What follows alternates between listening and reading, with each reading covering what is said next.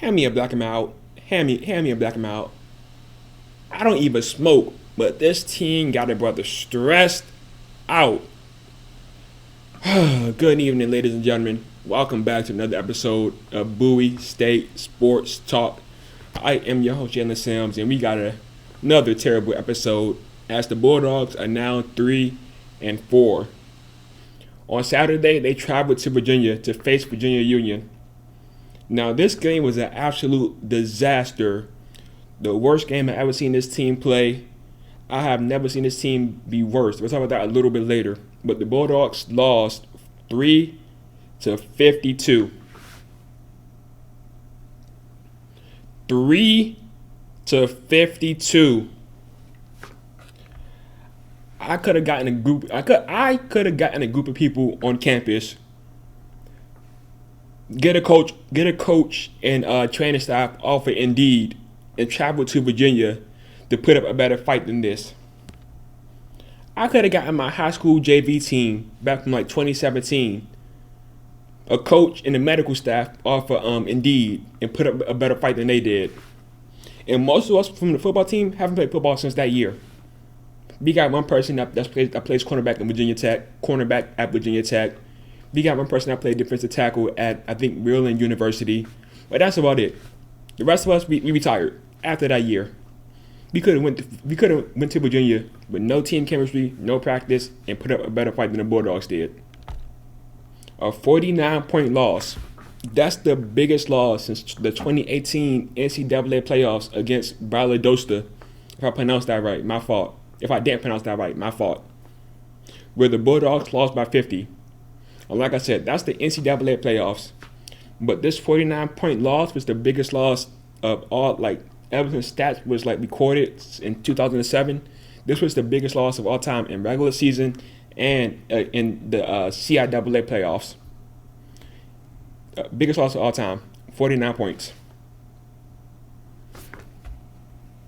Now, I be at work on Saturdays, so I can't watch the full game, but I be listening to it in my earphones. Right? So it got to the point that the announcer wasn't even excited anymore when Virginia Union scored. Hear me out. Virginia Union blocked the punt. They blocked Bowie punt and scored off the punt. Like, they blocked it and, like, dived on the ball in the end zone, scored a touchdown, right? The announcer wasn't even excited. I thought, like, as I was listening, not watching because I was busy working, I thought Bowie State scored from the sounds of the announcer. You know, when the away team scored, the announcer not excited. So I thought the away team, which is Bowie State in this case, scored. I looked at the scoreboard, and we still got 3 points. It got to the point that the announcer was like pretty much sick of Virginia Union scoring on us. It wasn't even exciting anymore to him. Like, woo, another touchdown. Yippee. But y'all remember how last week the Bulldogs started at Virginia State 25-yard line and ended at the 24-yard line? The same thing happened, but it somehow, some way, got worse. After a 17-yard punt return, 15 yards got added on to that punt due to a face mask call, right? So the Bulldogs offense get the ball at the 32-yard line on Virginia 32-yard line. That's field goal range. They just have to go 32 yards to score a touchdown, or at least stay in that range for a 42-yard field goal. And what do these suckers do? First play of the drive, Amir gets sacked for a 10-yard loss. Now, to be fair, him and the receivers only had like 2 seconds to work with, because the O-line in this game cannot block to save their life. I'll talk about that a little later. So the first play of the drive, a 10-yard sack. They're now on the 42-yard line. Second play of the drive, they run for 1 yard. They're now, it's 2nd and 20. They run for 1 yard. Then they get sacked on the third play of the drive, and they lose 9 yards on 3rd and 19. Now, once again, he only had like 2 seconds to work with because the O-line was invincible this game. Y'all know how, like, a few years ago against the Patriots, people were joking like Patrick Mahomes versus the whole Patriots defense because he had no O-line. That's how I felt about this game. It was Amir Jenkins versus the whole Virginia Union defense because Bowie State had no O-line this game. Next thing you know, it's 4th and 28 at the 50-yard line. Some way, somehow, Bowie State ran 3 plays for negative 18 yards. Houseway! Houseway. I have never seen this team be worse before in my life. And I've been alive for 21 years. I've been here for 3 years now. I came here as a freshman.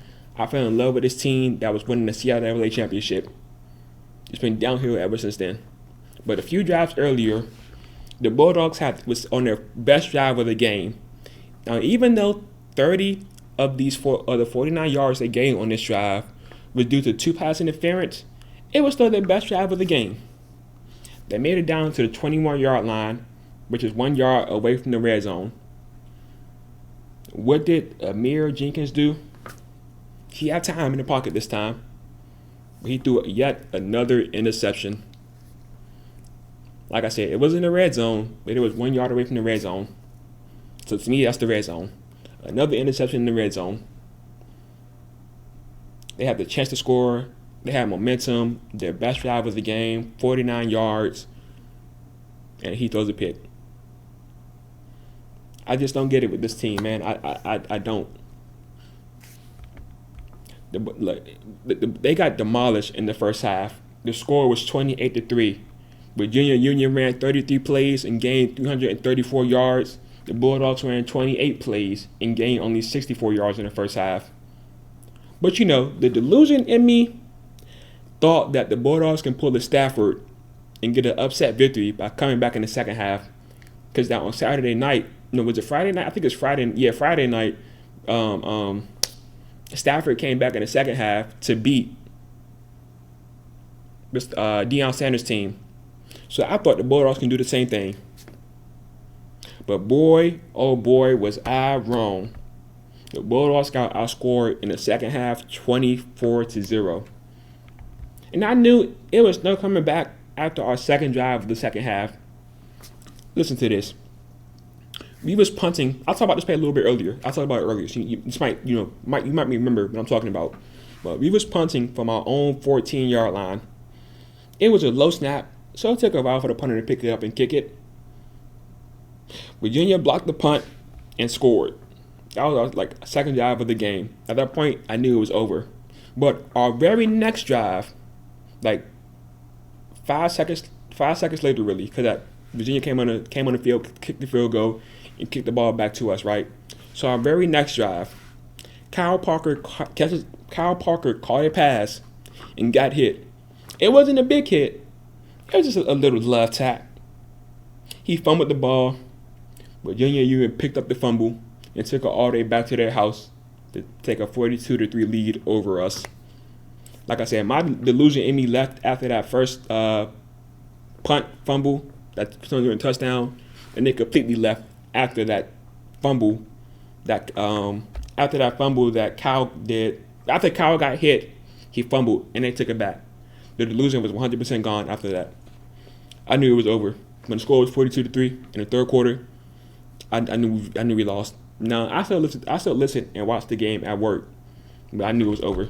It was wraps. But shout out, if there's one positive thing about this Bulldogs team from Saturday's game, it's Justin Zavala, our punter and kicker. That man put up Wilt Chamberlain numbers. He punted the ball 8 times for 318 yards, kicked the ball 2 times for 89 yards, and scored Bowie State only point of the game as he made a 48-yard field goal. I swear, the rest of the team better have carried him to the bus, carried him off the bus and to his dorm at Bowie State. Because I know that boy's leg was sore. Everybody gave him king treatment, even though they lost. But I don't know what's going on with our special teams, but it got to be fixed.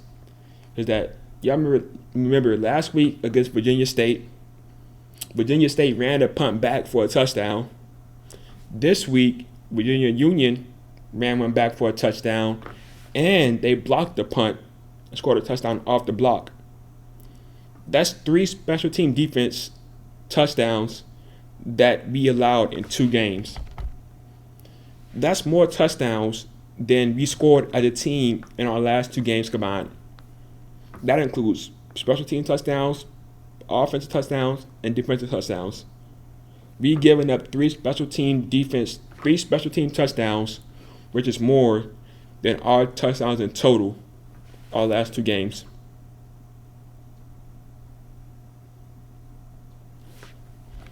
Something gotta be fixed. Another thing that was the issue with this game was the tackling. The Bulldogs could not tackle a Virginia Union player to save their life.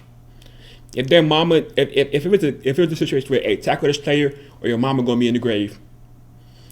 With all due respect, rest in peace to their mama, because they couldn't tackle Virginia to save their life. And I wanted to blame it. I wanted to be delusional, be a fan of the team, and blame it on the rain. Cause it was raining outside. That's why it was so many run plays and less passing plays. Cause it was raining. But I can't even say that the rain caused the missed tackles. Because Virginia Union, they tackled us perfectly. They were sacking the Bulldogs with no problem. But us on the other hand, we couldn't wrap up like Nick Cannon wraps up better than we wrapped up Virginia Union players. Pause. That sounded better in my head. I just came out with that joke. Oh, brother, this guy stinks! But hopefully y'all get the reference. That's how bad tackling was this game. So it couldn't be the rain, because Virginia Union tackled us with no problem. This was I know I love this team defense, but this was the worst defense I've ever seen the Bulldogs play. They don't get no pass this week like they got in the previous weeks. They were sorry. Sorry. Bottom of the barrel. The defensive line applied little to no pressure. The backfield couldn't tackle the running back when he got past the defensive line. The defense was terrible this game. And y'all know I have nothing but respect for offensive linemen. I know how hard it is to be an O-lineman. But this offensive line is iffy. And was another problem this game. 90% of the plays, a defensive player was already in the backfield tackling the running back or sacking the quarterback before the ball was even snapped. 10% of the plays, the protection was decent. The quarterback had enough time to make something shake. Every play, every once in a blue moon, they created a hole for the running back to run through. But every other play, like 90% of the other plays, the offensive lineman got pushed back by the D lineman, so the running back had nowhere to go. This running back is iffy. It's terrible this season. The run game is terrible. The offensive lineman is terrible this season. The quarterback has been pretty terrible in the red zone. Just like the worst I've ever seen this team look in my 3 years here. Last year, Virginia running back ran for 277 yards and 30 attempts against us. But that boy hit copy and paste. As this year, Saturday that just passed, he ran for 233 yards and 19 attempts. But overall, the Bulldogs finished the game with 44 rushing yards and 76 attempts, averaging 1.7 attempts per carry. But hey, at least it wasn't 1.6 attempts per carry like it was last week. Virginia ran the ball 37 times for 299 yards. But hey, at least it wasn't 400 yards like Virginia State put up against us last week.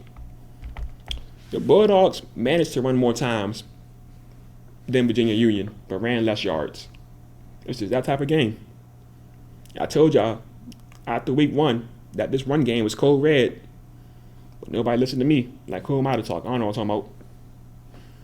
Virginia had a total of 458 yards and 54 plays, averaging 8.5 yards per game, while the Bulldogs had 138 yards and 62 plays, averaging 2.2 yards per play. 2.2.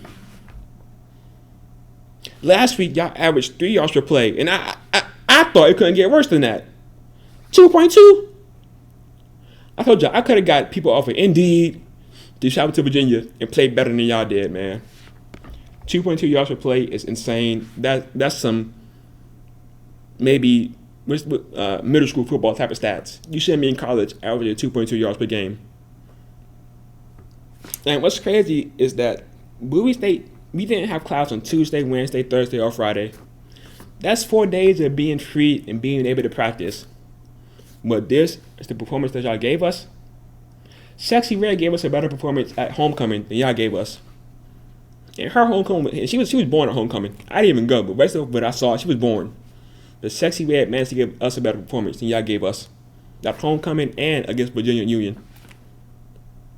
I don't know if y'all mentally wasn't in the game because of the shooting that happened on campus after last Saturday game or what. But like I said, y'all had Tuesday, Wednesday, Thursday, Friday of no class to practice. And this is what y'all give us. Bowie State last 3 games.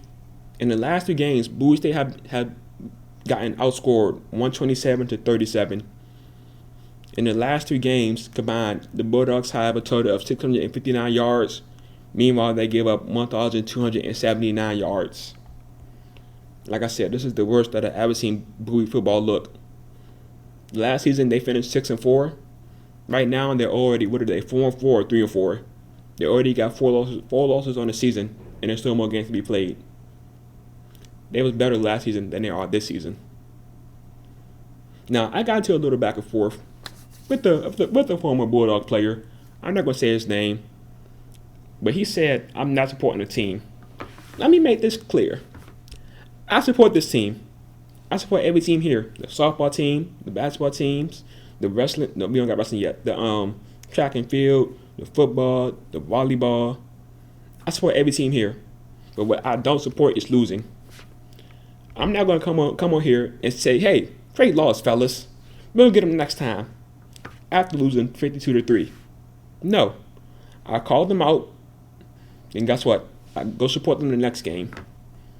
Their next game was this Saturday away. So guess what I would be? I'll be at work once and again supporting them, listening to the game, and watching while I can. Now if it's a close loss, then I won't be as hard and critical on the team, criticizing them. But if your team loses and you don't criticize them, or you don't call them out, are you really a fan? Like, you're a problem. If you disagree, feel free to argue with me. But if your team get crushed by 49 points, you don't call them out for what they did wrong. You're just going to say, good job, good game, fellas. You're a problem. You're not the victim. You're the opposite of the victim. You're a problem. I'm sorry. If you disagree, feel free to argue with me in the comment sections. I'm all ears, all ass, all fingers, all typing.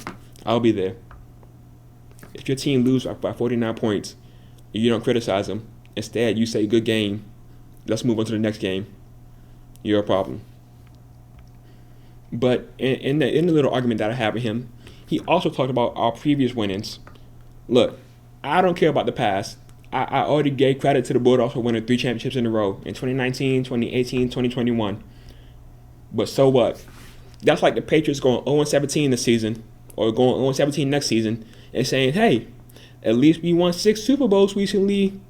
Let's go celebrate those old rings, instead of talking about our current struggles and going 0-17. See, you see how dumb that sound?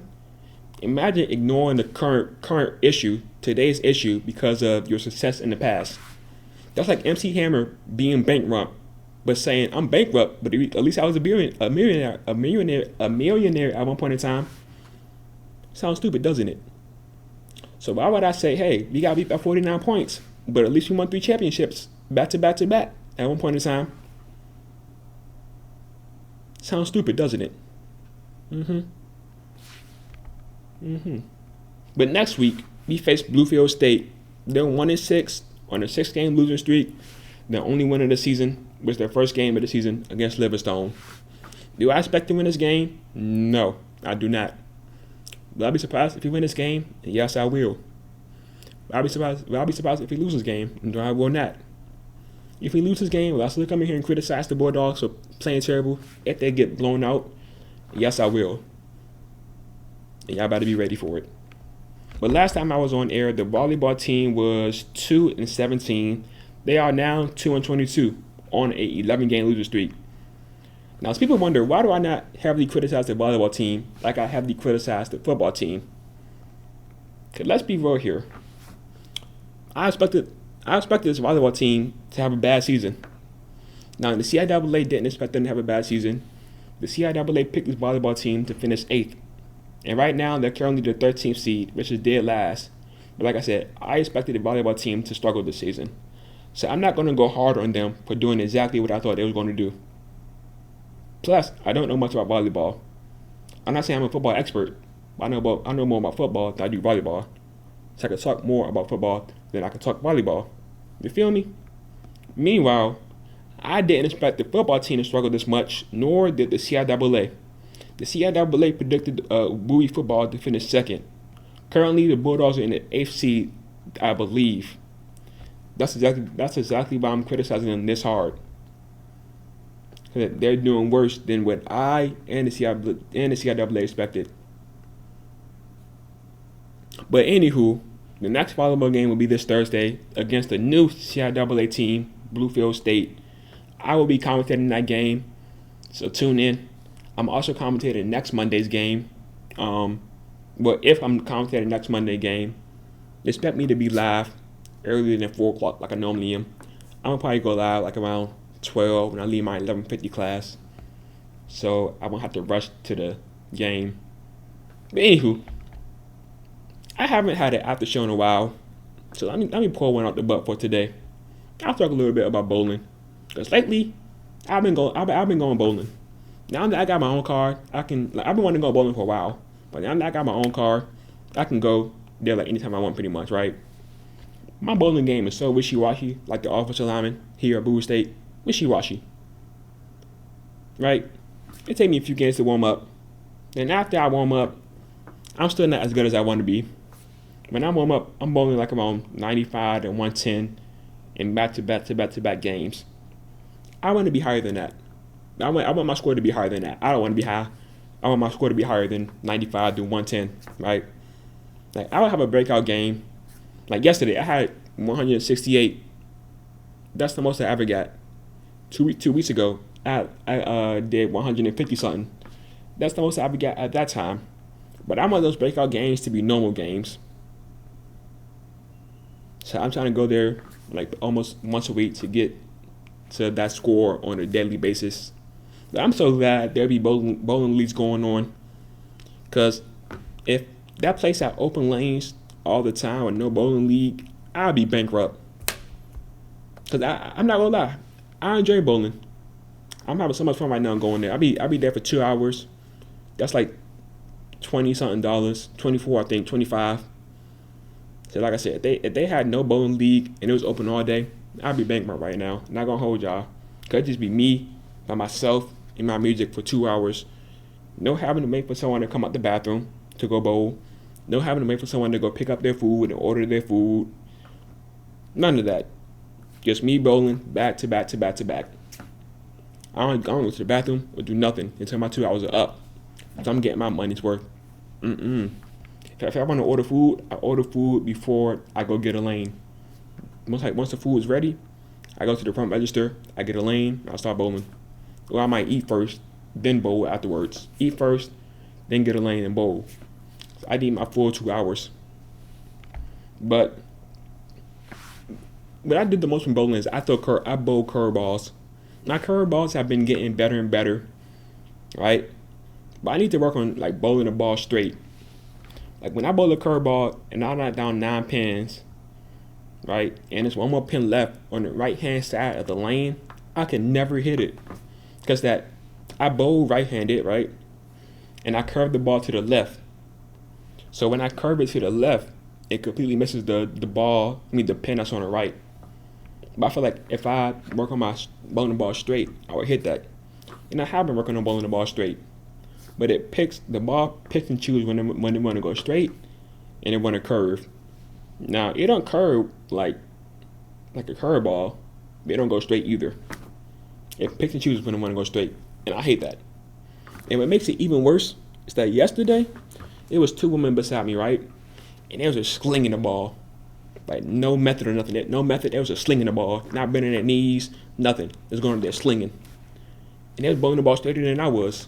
After I went up there with a method, bending my knees like bowling ball players do, but the ball still had a curve. I was sick.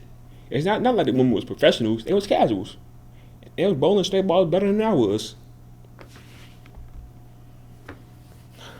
But I think that's it for today's episode, man. Like I said, win or lose, I still support the Bulldogs. Like, I see this Panthers hoodie on. We are 0-6 right now. I also support the Panthers. Yeah, I talk smack about them. Because what positive can I say about being 0-6?